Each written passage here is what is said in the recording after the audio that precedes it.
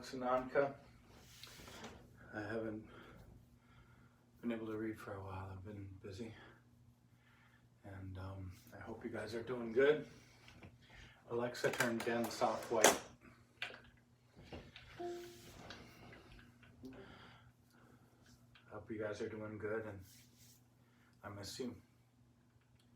And I thought I'd maybe read another chapter of The Mouse and the Motorcycle. I think we're on chapter 5, and called The Peanut Butter Sandwich. No, chapter 6, Peanut Butter Sandwich. Alexa, what's the date? Today is Saturday, September 12th. September 12th today. I hope you guys Sorry, are doing good. I don't know that one. Alexa, stop. So let me read this. I was just sitting up here having a snack, a little piece of cheese, and a gansito with the cat. Basil! Basil, hi there. Hi, Basil. Hi, honey. It's getting really big. Really big. Turned out to be a big, lovely cat. He likes exploring. Likes smelling my cheese. Doesn't like the cheese though.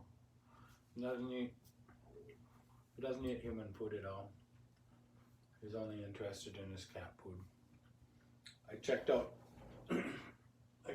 chicken and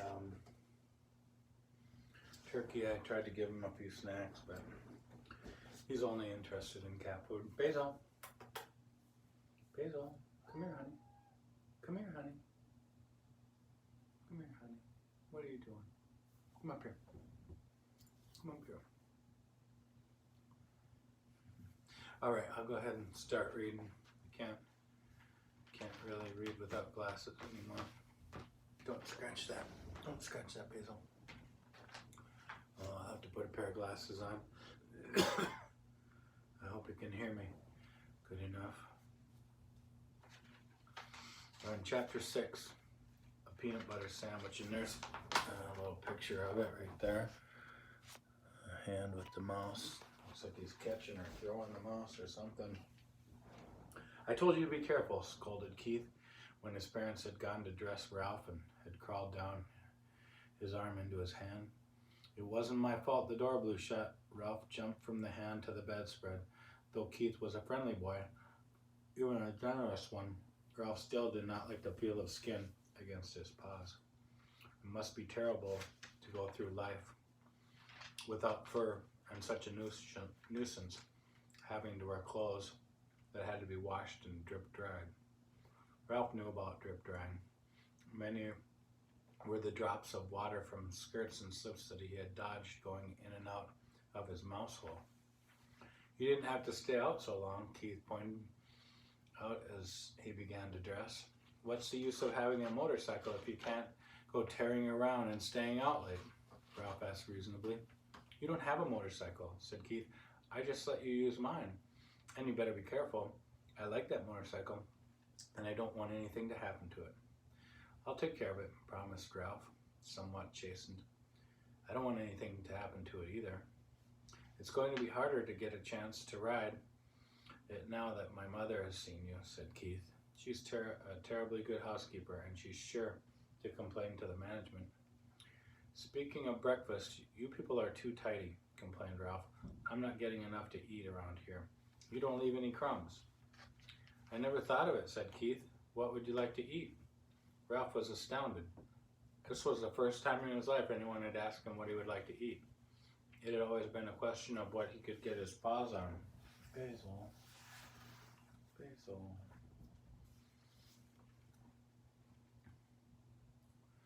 You mean I have a choice? He asked, incredulous. Sure, said the boy. All I have to do is order it when we go down to breakfast and then bring you some. Ralph had time to think. After a diet of Zwieback and graham cracker provided by little children, bits of candy and an occasional peanut or apple core left by medium-sized children, or a crust of toast and a dab of jam left by an adult who had ordered breakfast sent up from room service. The possibilities of choosing his own meal were almost too much. "I know what I'd like," Ralph said at last, "but I don't know what you call it." Once, some people who said they were almost out of money stayed in these rooms. They had 4 children, all of them hungry. And they couldn't afford to go to the dining room, so they got some bread and spread it with something brown out of a jar and put some more bread on top of that.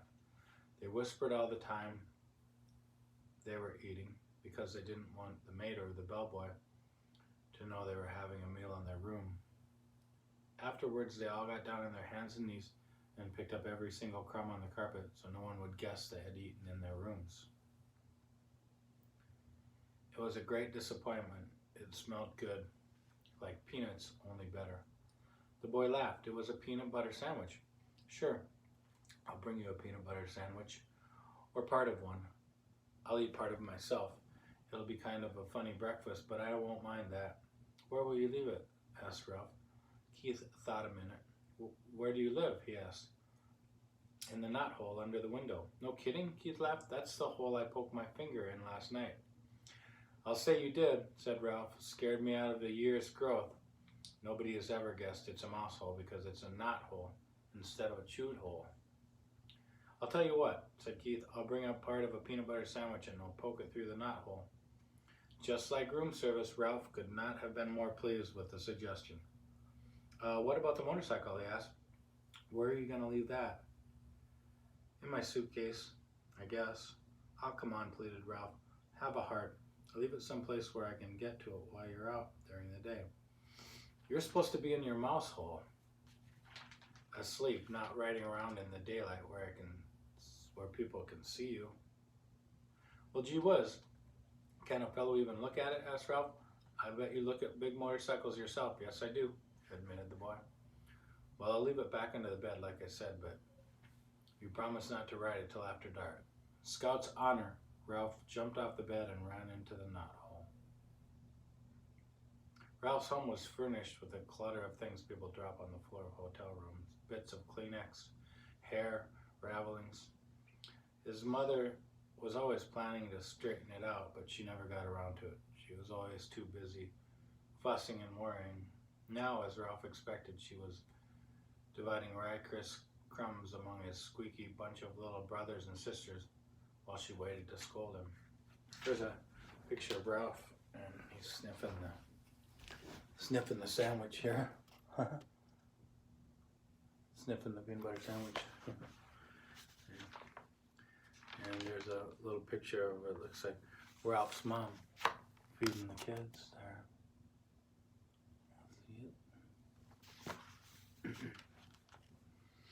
"Ralph, if I've told you once, I've told you 1,000 times," she began. "Guess what?" interrupted Ralph, in an attempt to change the subject.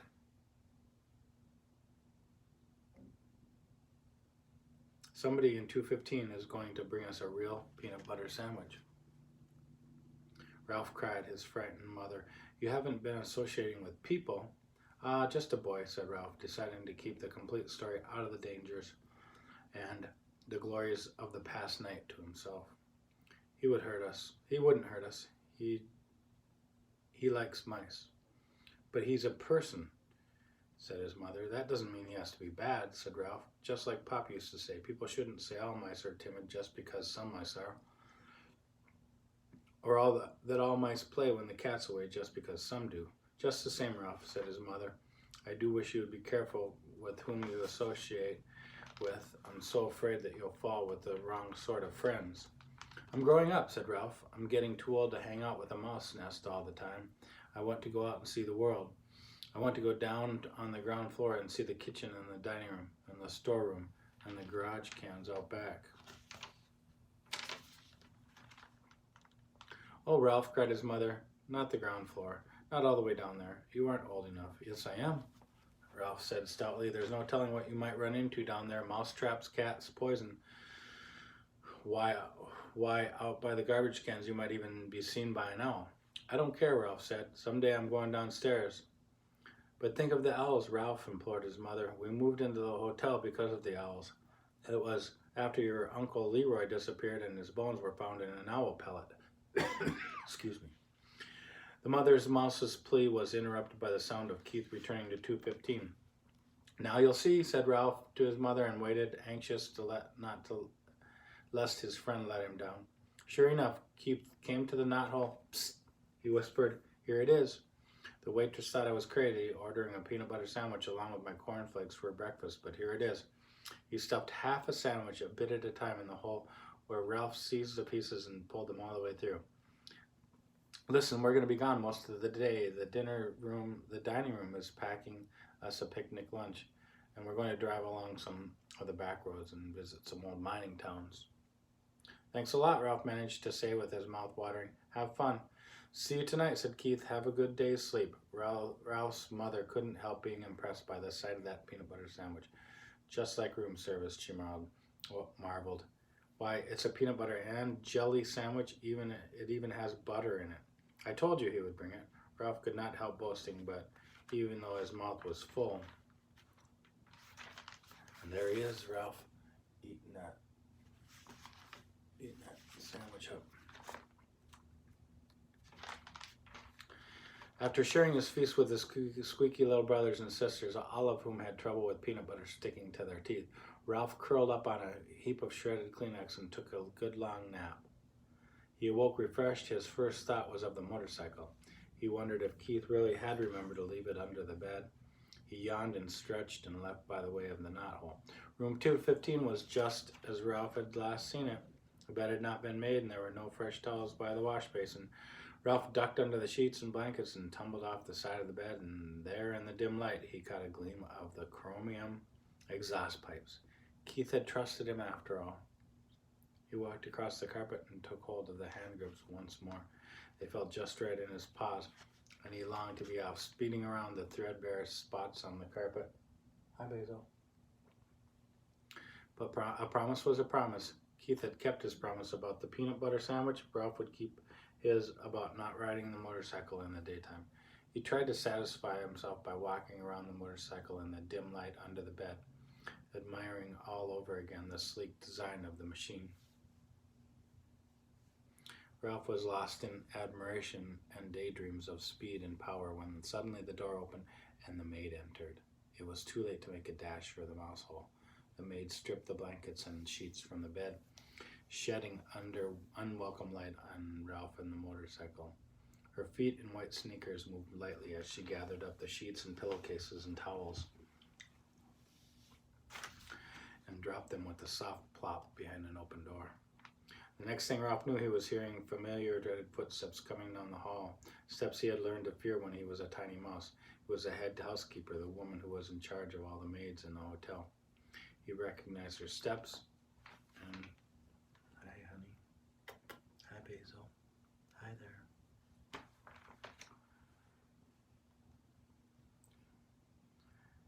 He recognized her steps, and he recognized her shoes, stout, sensible, black Oxfords.